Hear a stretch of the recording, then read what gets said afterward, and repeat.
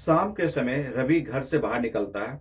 बोलता है कि 2-3 घंटे में लौटकर वापस आ जाऊंगा, पर वो वापस नहीं आता है।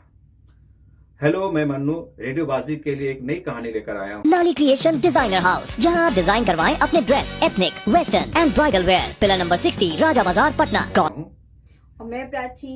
तो हम लोग आ गए आपके लिए कुछ रियल इंटरेस्टिंग स्टोरीज लेकर के। तो आज की स्टोरी कुछ सस्पेंस वाली लग रही है, तो चलिए जल्दी से स्टार्ट करते हैं। हाँ प्राची, ये कहानी है हमारी नवादा जिले की। जी। रवि नाम का लड़का, उसकी उम्र 25 से 26 साल हो गई थी और पढ़ने में तेज था, लेकिन उसकी नौकरी नहीं लग रही थी। तो पिताजी ने थक हार की उसकी शादी पास के गांव में एक पूजा नाम की लड़की से ठीक करवा दिया। तो रवि शाम के समय घर से बाहर निकला, बोला कि मैं 2-3 घंटे में लौट के चलाऊंगा, वापस आ जाऊंगा। लेकिन 2-3 घंटे में वापस नहीं आने के बाद घर वालों की चिंता होने लगी। हाँ। रात हो गई, तब भी रवि वापस नहीं आया। अगले दिन जब वापस नहीं लौट के आया रवि, तो रवि के पिता सुरेंद्र जी, उन्होंने पास के थाने में कंप्लेन लिखाया कि मेरा बेटा कल शाम से गायब है। जी। पुलिस तफ्तीश करना स्टार्ट करती है। तो पुलिस पहले रवि के घर आती है, वहां पूछती है, पूछताछ करती है किसी से उसकी दुश्मनी है कि नहीं। हाँ। तो घर वाले बोलते हैं कि नहीं, उसकी किसी से दुश्मनी नहीं है। तब पुलिस रवि का फोन नंबर निकालती है, मोबाइल नंबर निकालती है और उससे उसकी कॉल डिटेल निकालती है। अच्छा। कॉल डिटेल निकालने पर रवि का कॉल डिटेल निकाल, उसमें बहुत रवि का एक गंदी आदत थी कि बहुत सी लड़कियों से वो बात और चैट करता रहता था। अच्छा, अलग अलग लड़कियों से। तो पुलिस का शक जाता है लड़कियों के ऊपर कि उसमें बहुत सारी लड़कियां थी। हर लड़कियों के वो मोबाइल डिटेल्स का वो जांच करता है कि मे भी हो सकता है किसी के गार्जियन या किसी का बॉयफ्रेंड कुछ बर्बाद दिया होगा या कुछ कर दिया होगा। जी। तो 3-4 दिन निकल जाते हैं, लेकिन 3-4 दिन बाद नवादा से 4 किलोमीटर दूर वो अपने कोडरमा तरफ एक जंगल है, वहां पर एक डेड बॉडी मिलती है। अच्छा। जिसका गर्दन काट कर हटाया हुआ था, सिर्फ बॉडी थी। लाश से बहुत दुर्गंध आ रही थी। तो इससे फील हो रहा था कि 3-4 दिन से उसे पड़ी हुई है। पुलिस से उस बॉडी को अपने कैप्चर लेती है। फिर थोड़ी दूर पर एक झाड़ी में एक झोले में एक रस्सी से बांधा हुआ उसका सर भी मिल जाता है। अच्छा। पुलिस दोनों सर और धड़ को लेकर थाने लेके आती है। फिर उनके गार्जियन को बुलाया जाता है और उन्हें दिखाया जाता है कि यही है आपका रवि। तो ये बॉडी देखकर सुरेंद्र जी बहुत जोर जोर से रोने लगते हैं, बोले कि यही मेरा बेटा है, इसकी किसी से दुश्मनी नहीं थी, इसको किसने मार दिया। फिर पुलिस जांच आगे बढ़ाती है। जांच आगे बढ़ाने के बाद पुलिस को कुछ ऐसा क्लू नहीं मिलता है जिससे पता चले कि किसने मारा है। फिर पुलिस सुरेंद्र जी के घर जाती है और फिर उनसे पूछताछ करती है कि उनसे कुछ ऐसा मिल सके जिससे के अपराधी के पास पहुंचा जा सके। कुछ नहीं मिलने के बाद वहीं पर एक सिपाही को बाथरूम लगती है। वो बाथरूम करने के लिए सुरेंद्र जी से पूछता है कि पास में आपका बाथरूम कहीं है। सुरेंद्र जी ने पास के रूम के बगल में बताते इसी बाथरूम में बाथरूम करने जाता है। सिपाही वहां जब जाता है तो कुछ उसके पास ऐसा क्लू मिलता है, सबूत मिलता है कि जिससे लगता है कि वो अपराधी को पकड़ लेगा। अच्छा।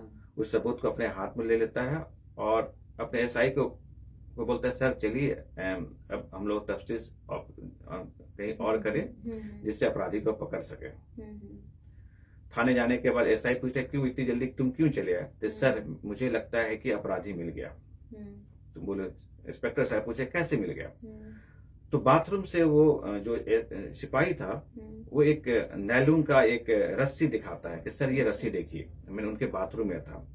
और वो एक रस्सी और दिखाता है जो सर जिस झोले में टांग कर बांधा हुआ था वो सेम रस्सी दिखाता है। लेकिन ये रस्सी और ये रस्सी दोनों सेम है सर, और मुझे लगता है कि अपराधी और कोई नहीं उनके घर में है। पुलिस अगले दिन फिर पुलिस उनके घर पहुंची, सुरेंद्र के घर पर, और पूरे परिवार को कस्टडी में लेती है। पुलिस अपने ढंग से पूछताछ करती है, तभी घर वाले टूट जाते हैं सारे। सुरेंद्र जी रो रो कर बोलना स्टार्ट करते हैं कि मैं ही अपराधी हूँ, मैंने ही अपने बेटे को मारा है। तो एसआई पूछता है क्यों आपने अपने बेटे को मारा है? तो सुरेंद्र जी कहानी सुनाते हैं कि कि रवि की बहुत गंदी आदत थी लड़कियों से बात करने की, जो मुझे पसंद नहीं थी। और घंटों रात भर चाट करता था, गंदी गंदी बातें करता था, जो मुझे पसंद नहीं थी। मैं थक हार कर रवि की शादी पास के गांव में एक पूजा नाम की लड़की से कर दिया था, ताकि उसकी ये आदत सुधर जाए। लेकिन जब शादी ठीक होने के बाद भी रवि की आदत नहीं सुधरी, सेम ही आदत थी।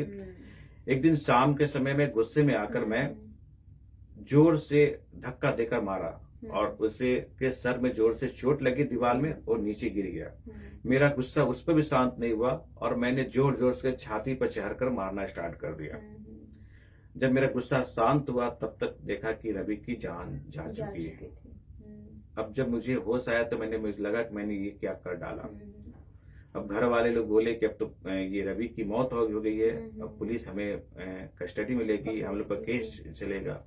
इसलिए बचने के लिए हमने क्या किया कि हमारे घर में एक तेज हथियार थी, जिससे मैंने क्या किया रवि का सर काट के अलग कर दिया। जो खून बाहर निकले उसे हम लोग धो धाकर साफ सुथरा कर दिया और लाश को हमने झाड़ी में फेंक दिया। और धर को मैंने आगे के एक जंगल था वहां पर मैंने बांध कर और चाहा कि मैंने उसे नीचे फेंक दूं, जो पहाड़ के नीचे गिरता, लेकिन गलती से क्या हुआ कि वो झोला झाड़ी में जाकर अटक गया। ये मारने के बाद हम लौट के चले आए कि अब तो हमारे पर शक नहीं जाएगा। और मैंने झूठी रिपोर्ट लिखा दी कि मेरे ऊपर और शक न जाए कि अब खोने का एक रिपोर्ट लिखा दिया कि जिससे शक मेरे ऊपर नहीं जाए। तो ये इसी कारण से मैं अपने आप को बचने के लिए पुलिस को झूठी ये रिपोर्ट दिखाया। तो पुलिस ने उन पर हत्या का मुकदमा पूरे परिवार पर डाला, क्योंकि सभी मिले हुए थे। और लेकिन उन्होंने सुरेंद्र जी बोला कि इसमें परिवार वाले का कोई दोष नहीं, इसमें गलती सिर्फ मेरी है। पुलिस को उन्होंने बोला कि मेरी छोटी सी गुस्से के कारण मैंने अपने बेटे का खो दिया। जी बिल्कुल। तो ये थी रवि की कहानी, जो गलत लड़कियों से बात करने के कारण उसके पिताजी ने उसकी मौत की घाट उतार दी थी गुस्से में। जी। तो गुस्सा सही में कुछ भी करवा देता है। लोगों को गुस्से पे काबू रखना चाहिए, क्योंकि उनको चाहते तो शायद वो चीजें नहीं हो सकती अगर उसे समझाते, डांटते, और भी तरीके थे।